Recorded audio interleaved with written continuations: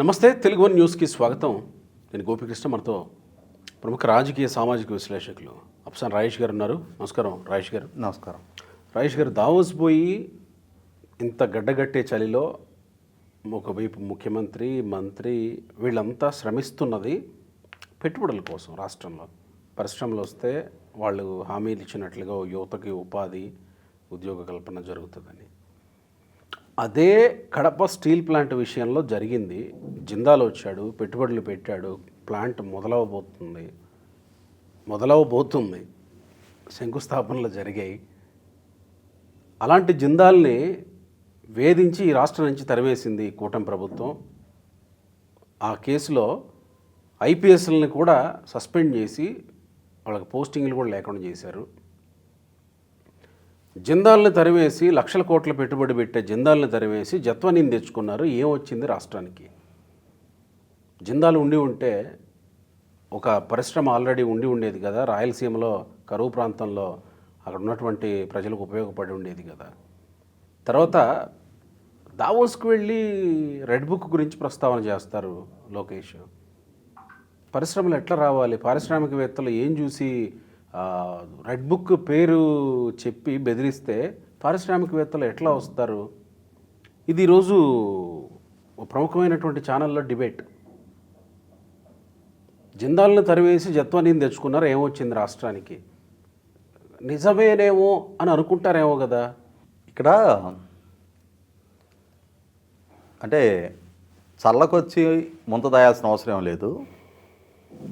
ఈ చర్చ జగన్మోహన్ రెడ్డి గారి కుటుంబ యాజమాన్యంలో ఉన్న సాక్షిలో జరిగింది. అవును.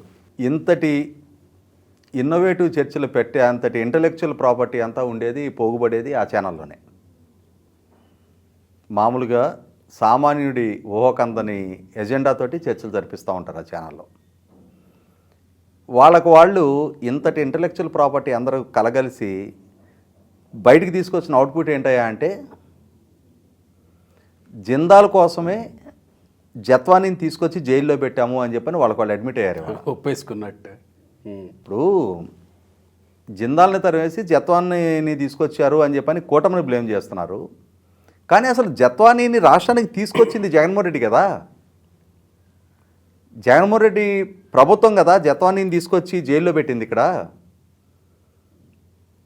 జిందాలు కడప జిల్లాకు వచ్చి పెట్టుబడి పెట్టేవాడో లేదో తెలియదు. కానీ జిందాల్కి ముంబైలో చీమ గుట్టింది అని చెప్పని ఇక్కడ జగన్మోహన్ రెడ్డికి అబ్బో అని చెప్పని మంటపుట్టి జగన్మోహన్ రెడ్డి పోలీసులను పంపించి ముంబైలో జిందాల్కి ఉన్న ప్రైవేట్ ఎఫ్ఐఆర్ అక్కడ అతని మీద నమోదైన కేసుకి ఆంధ్రప్రదేశ్ రాష్ట్రానికి, ఆంధ్రప్రదేశ్లో కడప స్టీల్ ప్లాంట్కి, ఆంధ్రప్రదేశ్ పౌర సమాజానికి, వెనకబడ్డ రాయలసీమ ప్రాంతానికి ఏ సంబంధం లేదు. లేకపోయినా ఒక సుపారీ గ్యాంగ్ లాగా జిందాల్ సమస్య తీర్చడం నెత్తికెత్తుకొని ముంబై నుంచి జత్వానీని, ఆమె తల్లిదండ్రుల్ని ఆంధ్రప్రదేశ్కి తీసుకొచ్చి ఇక్కడ కేసులు నమోదు చేసి ఇక్కడ ఎవరో కుక్కల విద్యాసాగర్ అనేవాడితో ఒక స్టోరీ అల్లిచ్చి ఈ పంచాయతీ చేసింది ఎవరు? ఎన్డీఏ కూటమి ప్రభుత్వమా? సరే, జిందాల్లు కడప జిల్లాలో స్టీల్ ప్లాంట్ పెడుతున్నాడని అనుకుందాం. అసలు ఆ స్టీల్ ప్లాంట్ కథాకమామేష్ ఏంటి? ఆ రోజుల్లో వీళ్ళ నాయన గాలి జనార్దన్ రెడ్డి చేత బ్రాహ్మణ స్టీల్స్ పెట్టిస్తున్నాడని చెప్పని ఒకసారి శంకుస్థాపన చేశాడు. 10,000 ఎకరాల భూములు ఇచ్చాడు. స్టీల్ ప్లాంట్కి 10,000 ఎకరాల భూములు ఇచ్చాడు. కడపలో ఎయిర్పోర్ట్ కన్నా 4,000 ఎకరాల భూములు ఇచ్చాడు. తర్వాత క్యాప్టివ్ మైన్స్ అని చెప్పని ఐరన్ ఓర్ మైన్స్ కేటాయించారు. మరి ఇన్ని చేశారు. ఆ స్థలానికి కాంపౌండ్ వాళ్ళు కూడా పూర్తి కట్టలేదు కదా. దాన్ని తీసుకెళ్ళి బ్యాంకుల్లో కుదవబెట్టుకొని ఎయిర్పోర్ట్ ఎడిపోయిందో తెలియదు. క్యాప్టివ్ మైన్స్కి కేటాయించబడ్డ ఐరన్ ఓర్ మొత్తం తవ్వుకొని అమ్ముకొని వెళ్ళిపోయారు. ఆ అమ్ముకోవడానికి అనుమతి ఇచ్చింది వీళ్ళ నాయన ప్రభుత్వమే. దాని పర్యవసానం శ్రీలక్ష్మి, రాజగోపాల్ లాంటి సీనియర్ అధికారులందరూ కూడా సంవత్సరాల తరబడి జైళ్ళల్లో మగ్గారు. అది వీళ్ళ నాయన హయాంలో ముగిసింది. తర్వాత చంద్రబాబు నాయుడు గారి ప్రభుత్వం ఆయన హయాంలో ఒకసారి శంకుస్థాపన జరిగింది. ఆయన 2019 ఎన్నికలకు ముందు శంకుస్థాపన చేశాడు. దాన్ని కడప జిల్లాలో ప్రచారాస్త్రంగా వాడుకునే ప్రయత్నం చేశాడు. నేను చూడండి, నా అందం చూడండి, నేను 2019 అధికారంలోకి వచ్చిన వెంటనే శంకుస్థాపన చేస్తున్నా, దీన్ని నా హయాంలోనే 3 ఏళ్లలో పూర్తి చేసి ఇక్కడ 25,000 మందికి ఉద్యోగం ఇస్తానని చెప్పని 2019లో శంకుస్థాపన చేసి జగన్మోహన్ రెడ్డి చెప్పాడు. మరి ఏమైంది? 3 ఏళ్లలో పూర్తయిపోయి ఉద్యోగాలు వచ్చినాయా? మళ్ళీ తిరిగి 2023 మార్చిలో ఇంకోసారి శంకుస్థాపన చేసావే అదే జిందాల్ పేరు పెట్టి. అంటే 2019లో ఒకసారి శంకుస్థాపన, 2024 ఏప్రిల్లో ఎలక్షన్స్ అయితే మళ్ళీ 2023లో శంకుస్థాపన ఎందుకు చేసావు? మరొకసారి ఏ చంద్రబాబు నాయుడు అయితే ఎన్నికల అస్త్రంగా మలుచుకుంటాడని ఆరోపణ చేసావు, అట్లాగే కడప జిల్లా ప్రజలను మభ్యపెట్టడానికి ఎన్నికలకు ముందు మళ్ళీ ఇంకోసారి శంకుస్థాపన చేసావా? 2023 మార్చిలో కదా జిందాల్ పేరిట శంకుస్థాపన చేసింది.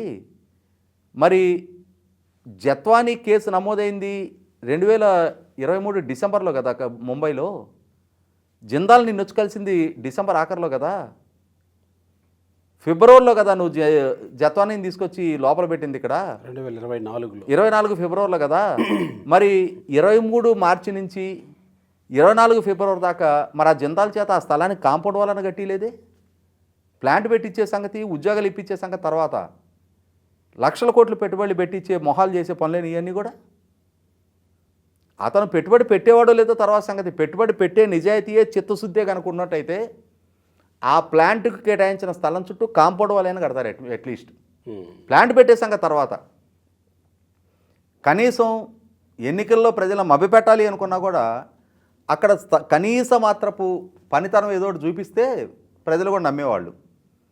అందుకే కదా మరి ఇప్పుడు ఇవాళ 10 స్థానాలకు 7 స్థానాలు ఆ జిల్లాలో కూడా కోల్పోయింది. కాబట్టి జగన్మోహన్ రెడ్డి గారు ఏదో పరిశ్రమలు కాపాడినట్టు, పారిశ్రామిక పెట్టుబడులు రప్పించినట్టు, ఎన్డీఏ కూటమి ప్రభుత్వం పరిశ్రమల్ని పెట్టుబడులు రప్పిలేకపోతున్నట్టుగా సాక్షిలో కూర్చొని మాట్లాడుతుంటే ఏ పరిశ్రమలు జగన్మోహన్ రెడ్డి గారి హయాంలో రప్పించారు? ఇవాళ ఎన్డీఏ కూటమి ప్రభుత్వం అధికారంలోకి వచ్చిన 7 నెలల్లో 4 లక్షల కోట్ల రూపాయలకు సంబంధించిన పారిశ్రామిక ఒప్పందాలు జరుగుతూ ఉన్నాయి. ప్రధానమంత్రి స్వయంగా 1,85,000 కోట్లకు సంబంధించిన గ్రీన్ హైడ్రోజన్ ప్రాజెక్టు మొన్న శంకుస్థాపన చేయడం జరిగింది. ఒక్కొక్క పరిశ్రమ ఛానలైజ్ అవుతూ ఉంది. ఇవాళ ప్రజలలో ఒక ఆత్మవిశ్వాసం పెరుగుతూ ఉంది. మళ్ళీ తిరిగి నీటిపారుదల ప్రాజెక్టులు, రాజధాని నిర్మాణము, పారిశ్రామిక పెట్టుబడులు మళ్ళీ రాష్ట్రం వైపు చూస్తున్నాయని ఒక నమ్మకం బలపడింది. ఇవాళ దీన్ని చూసి సహించలేక, భరించలేక, అసూయతోటి మనం సాధించలేకపోయాం పెట్టుబడులు, మనం చేయలేకపోయాం అభివృద్ధి, వీళ్ళు ఇన్ని లక్షల కోట్ల పెట్టుబడి తెప్పిస్తారనే ఒక దుగ్ధతోటి ఈ రకమైన వ్యాఖ్యలు చేస్తున్నారు తప్ప ఇవాళ 100కి 100 పాళ్ళు జగన్మోహన్ రెడ్డి గారి పాలనా హయాంలో వ్యవస్థలను విధ్వంసం చేశారు. ఎక్కడో సజ్జన్ జిందాల్కి ముంబైలో ఏదో ఇష్యూలో అతని మీద రేప్ అటెంప్ట్ కాదు, రేప్ కేసు అతని మీద నమోదైతే దానికి సంబంధించి ఎవరో కుక్కల విద్యాసాగర్ తోటి ఫిర్యాదు కూడా నమోదు కాకముందే ముందు రోజే, అంటే రేపు ఫిర్యాదు వస్తుందనగా ముందు రోజే ముంబైకి టికెట్లు పోలీసు అధికారులతో బుక్ చేయించారే.